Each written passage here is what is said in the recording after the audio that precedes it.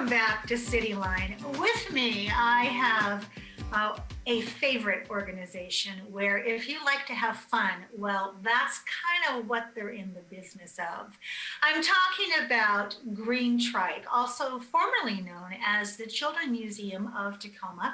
Please join me in welcoming Brenda Morrison. You are the Deputy Director of Green Trike. Welcome back, my dear. Thank you. It's good to be here.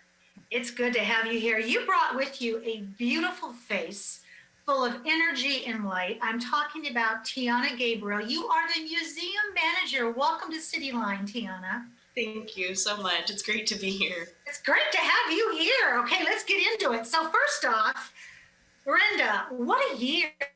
What a year it has been.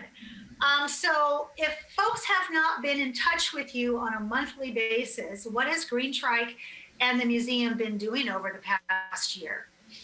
Well, we have been adapting much like everyone else over the last year. The museum has been closed since March of last year. And while we've been closed, we've been trying to bring play to families wherever they are still. So we have adapted our outreach program called Play to Learn to a virtual program. So we have some robust resources online and virtual live play dates every week where families can engage with our teachers and have fun. And we've also been working really hard on our Green Trike Cares kits, which are these wonderful kits that bring play to children who need it most. So we have been partnering with Mary Bridge Children's Hospital and with the Tacoma Rescue Mission, the YMCA Women's Shelter, to bring these beautiful, playful kits to children who might be experiencing trauma in their lives. Oh boy, you just said the salve might be experiencing trauma. I'm sure you're reading, I'm sure Tiana's reading too, all of the news about just what this pandemic has done to our children emotionally.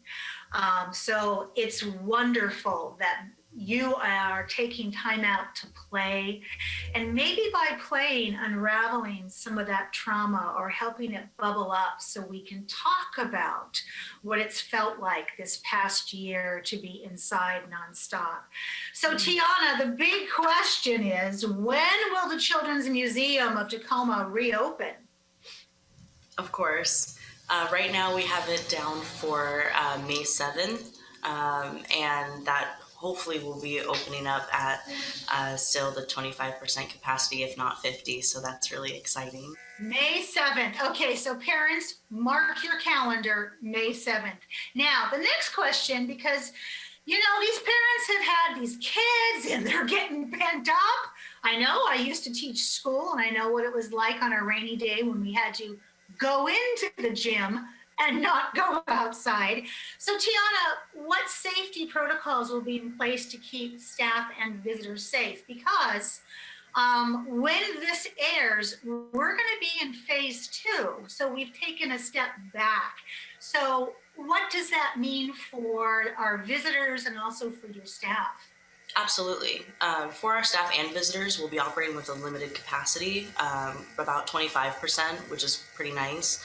And we'll be sanitizing between sessions, as well as just making sure that we're keeping areas of high touch clean and still, like I said, sanitizing in between sessions.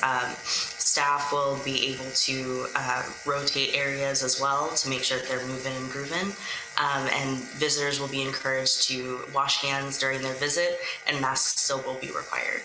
Oh, I love that. So Tiana, if somebody is going to the website right now, how do they show up? Do they need a reservation?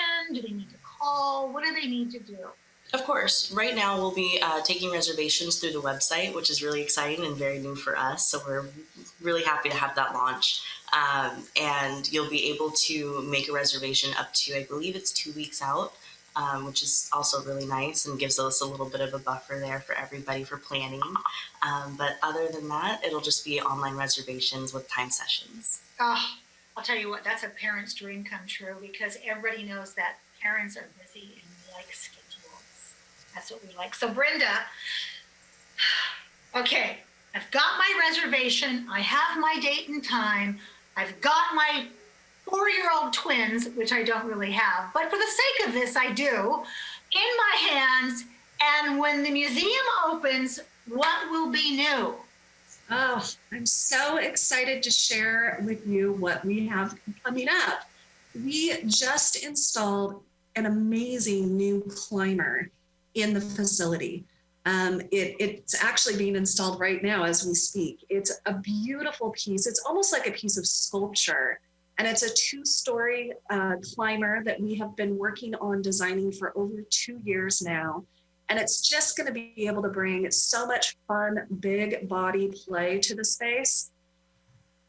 I love that you said big body play, because before you said that, my thought bubble had a picture of you and Tiana and Maria, the other museum manager, and maybe Jessica and Tanya climbing on this thing to test it. Am I right? Oh, we will be climbing on it. We definitely will. I'm excited to get into it. I was looking at it yesterday with the fabricators working on it, and I was so tempted to crawl up in there and see what I could do. So, Brenda, for those of us who have been in the Children's Museum, the one that we're talking about is on Pacific Avenue downtown. Mm-hmm. It was already brilliant. I mean, there's always, I think you have a hard time kicking the parents out, let alone the kids. What was the genesis? What was the thought behind it? Hey, suddenly we need big body climbable art in here. We really wanted something, we wanted to bring something fresh and new in for the families who have been visiting and playing with us for years. Oftentimes, families come and play with us on a regular basis throughout their children's childhood. And so we really wanted to bring in something new. We've been in a campaign to raise funds to do some renovations in other areas. And this is a product of our More Than a Museum campaign. And it takes the place of the control tower that used to be in the museum. So it actually runs the entire front of the museum. And before May 7th, if you want to get a little sneak peek, come down to Pacific Avenue, peer in our windows, and you'll be able to see it.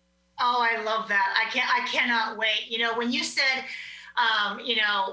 children have grown up in the museum, and in terms of those toys, my brain went right to the Lakewood Mall when they used to have the tugboat in the mall, and it was this big cushy thing. And my niece, my nephew, and my daughter, that was like a field trip. We're going to the tugboat. So now they can say, do you have a name for this sculpture? We're just calling it Climb. Okay. All right, so these kids now have a climb in their future. So, oh my gosh, so Tiana, you and Maria have been anticipating this opening. You've seen the climb being built, but what is really the most exciting thing for you and your staff, or what are the exciting things with the reopening that you're looking forward to? I think we're really excited just to have everything up and running again, getting that sense of normalcy back. I know our staff is very excited to return sometime in the summertime, which is going to be great. And we're excited to just get back to giving back to our community. I think that's the one constant that a lot of staff has said that they miss, is just being able to have that involvement that I think we all love, and that's why we do what we do. Yeah, there's something about giving back to people during this pandemic time that makes, at least to me, bubble up with hope, because it does feel almost normal in terms of what it was before the pandemic. So, Brenda, anything else exciting going on in Green Trike? Maybe another museum in the area? Maybe something to do with Jill Biden?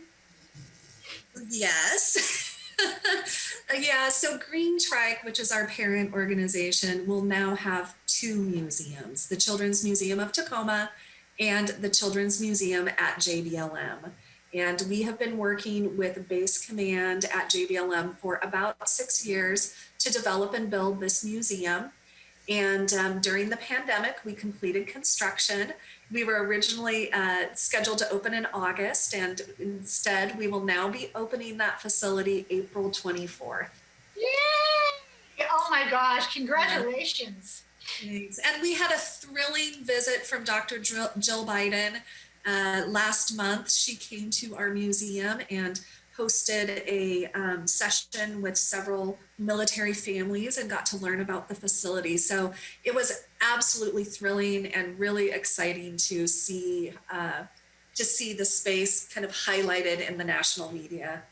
Oh, absolutely. When I saw the picture of your executive director, Tanya, standing next to First Lady Dr. Jill Biden, I thought to myself, oh, you've got to be kidding.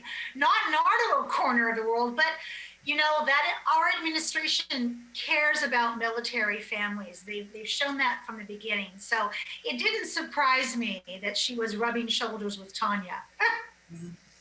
So Tiana, you've mentioned that families can go online to register. And it's great because it's 24/7. So when parents are up at 2 a.m. because somebody can't sleep, they can still register. Is that correct? Correct. Yep. If you go to our website, greencheck.org, and you can also still use playtacoma.org as well, but you'll be able to get a link to our reservations. I love that. I want to say thank you to both of you for being here today and bringing such good news. Along with the spring weather, even though we're going back to phase 2, the Children's Museum is open, and that brings out the kid in all of us. Thank you both so much for being here today. Thank you so much for having us. Oh, you're more than welcome. Just a reminder that our friends at the Palmer Scholars Stay In and Cheer campaign is happening all this month. And what a great way to assist a young person, younger, maybe older than the Children's Museum, in reaching their dreams for a better life through higher education. We all want that. So please support our friends at Palmer Scholars, and that's palmerscholars.org/virtual luncheon. Well, that wraps up another great segment of Cityline. It's always great to zoom from my kitchen into your home. We've given you some really great things to think about.